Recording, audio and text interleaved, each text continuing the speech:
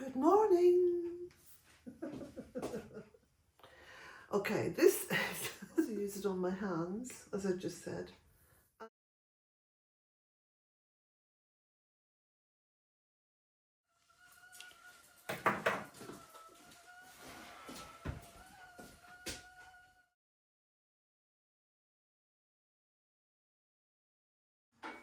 When I make a cup of tea, first of all, and I mean a cup of tea, first of all I warm the cup, okay? That's quite warm.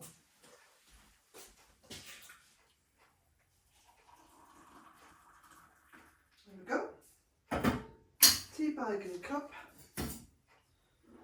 Leave that now just on the warmth of the stove to brew.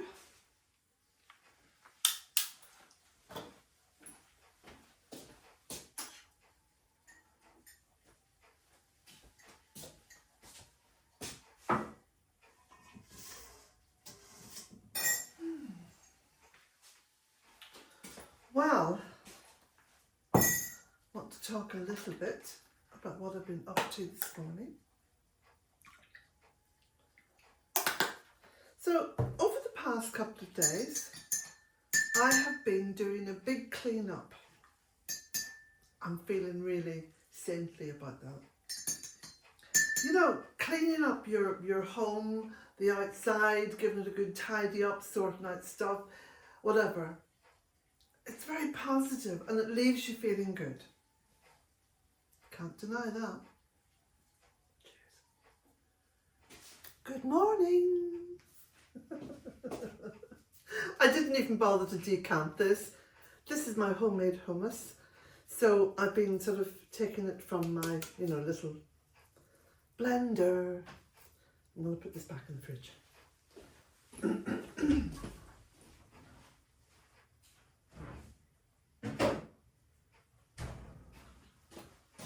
Oh, best put the milk back as well.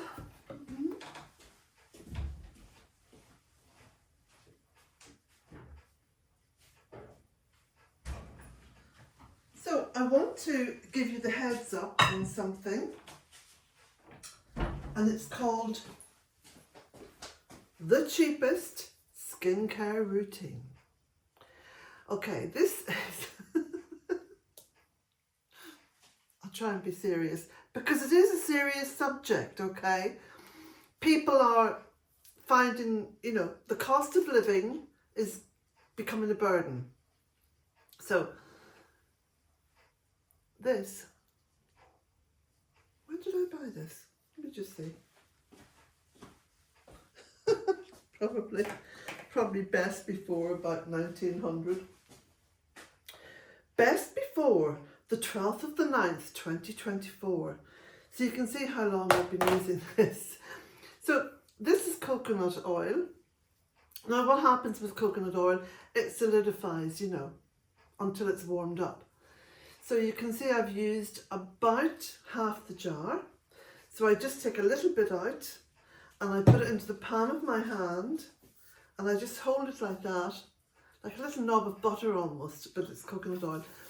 And it melts, and then and that's my moisturiser.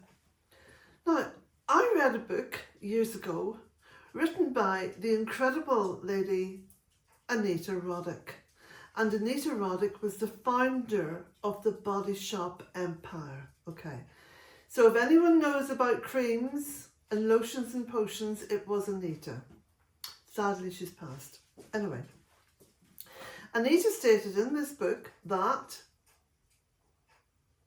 the best moisturiser and the cheapest, cocoa butter. Now, at that point in time, I don't think you could get coconut oil like this, on the market.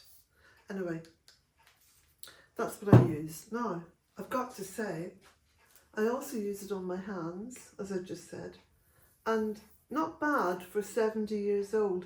Now, normally 70-year-old hands would have liver spots and stuff like that, And in fact, you know, women who've had masses of plastic surgery, which I have not, haven't got the time for all that. Too busy.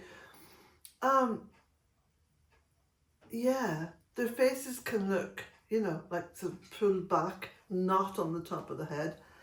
Their faces can look, you know, kind of 35, 40, and they could be like 90. But their hands give them away. Coconut oil. Anyway, the jar cost me about, I don't know, €8 or €9, something like that. As you can see, I've used it for all of last year. I'm going to keep using it because I just ignore those sell-by dates. Unless it really is something like some of those dried goods that I pulled out of my storage pantry. One of the packets said,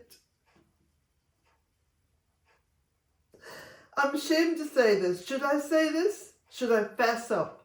Yeah, I'm going to fess up. It said best before whatever, 2012. I kid you not. Yeah. I should be ashamed of that.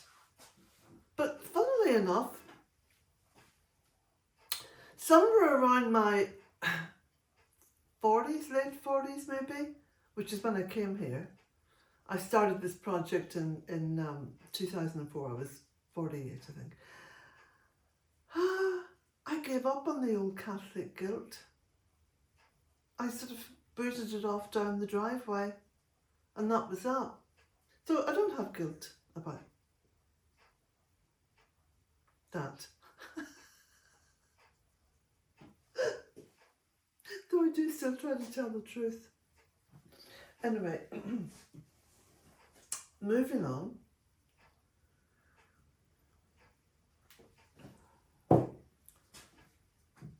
However, I've got to say, if you use my beauty routine here, you know, it's going to save you a fortune. It also means you're not buying into all those chemicals.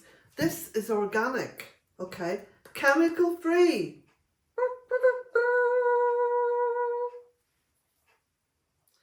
I shouldn't have told you about this. I should just have packaged little sachets of it up and, you know, said, you know, beauty by post. €65. That's what the big cosmetic companies do. They're disgusting, really. Yes.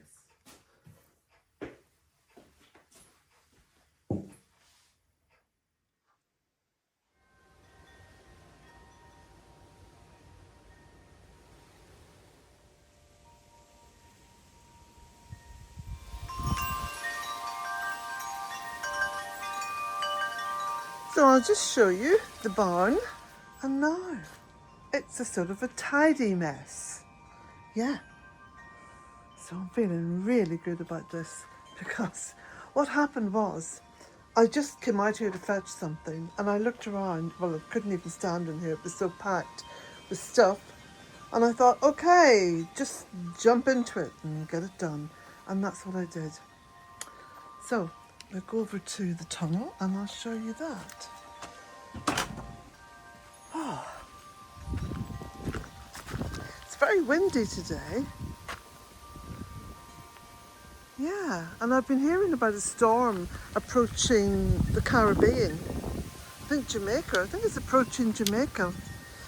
And it's got winds of, I think it's about 230 or 240 kilometres an hour, which is like massive. Anyway, it seems as though it's windy everywhere. There's a lovely colour on the larch over there. So these apple trees continue to hold on to their apples. They're obviously not quite harvestable yet.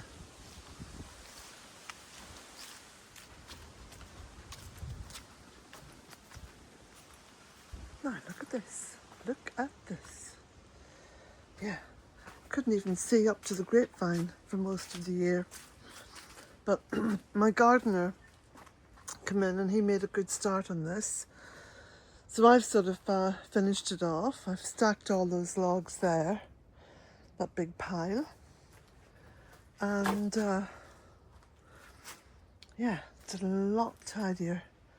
I can sort of see the wood for the trees. Is that the right expression? That doesn't sound right, does it?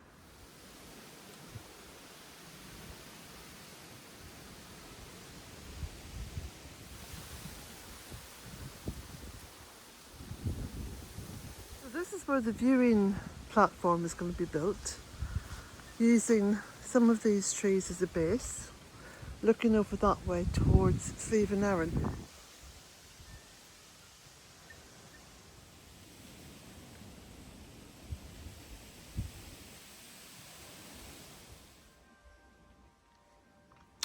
So finally, potting up my bulbs and getting them all ready for the spring, because there's nothing like seeing those bulbs come up after Christmas. It's a wonderful sight to behold.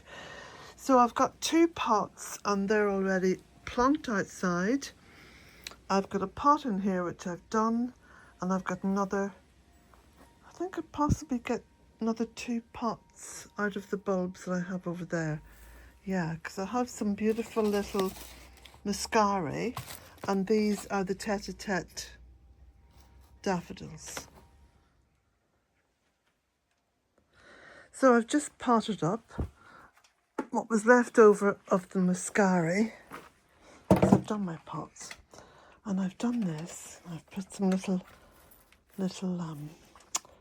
violas in on the top, just for a neighbour. I'm just about to go and visit her because she's invited me down for a little birthday drink.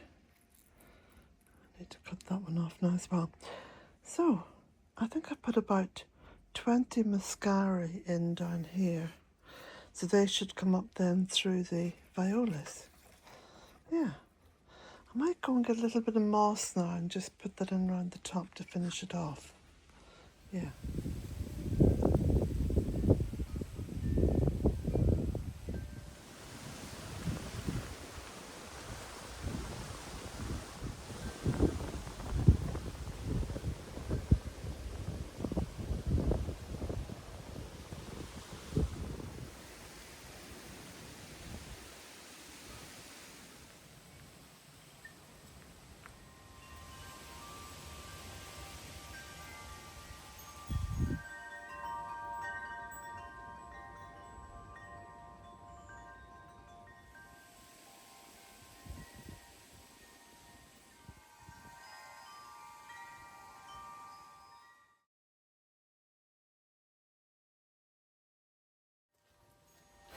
So I'm just modelling 3 different types of jacket here.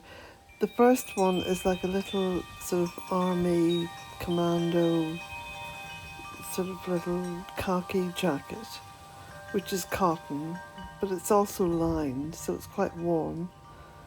It's good for the garden because of the nice big deep pockets. It's got a hood as well. The second one, which is my favourite I think, is a really old but fantastic Barber jacket. Now the Barber jacket when I bought it was very expensive, but I think it was a good investment because it's lasted just for years.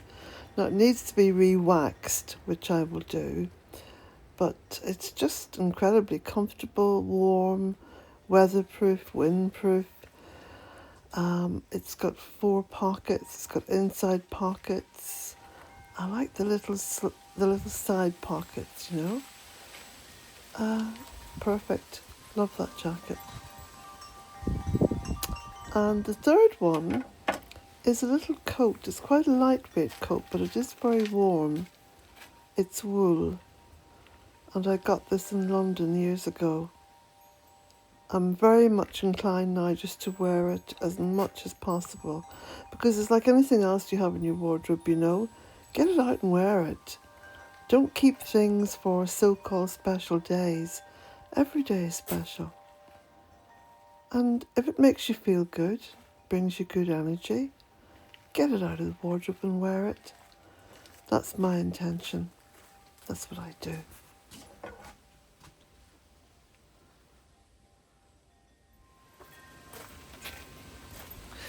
This is a very simple dress with a roll neck top, and I'm wearing a little peplum sort of waistcoat over the top, which is incredibly warm, but it does mean that you can wear more summery or light dresses with something over the top, because it's just the main part of the torso that needs to be kept warm, really. I'm pairing this with my boots and tights, so again it makes a nice winter outfit.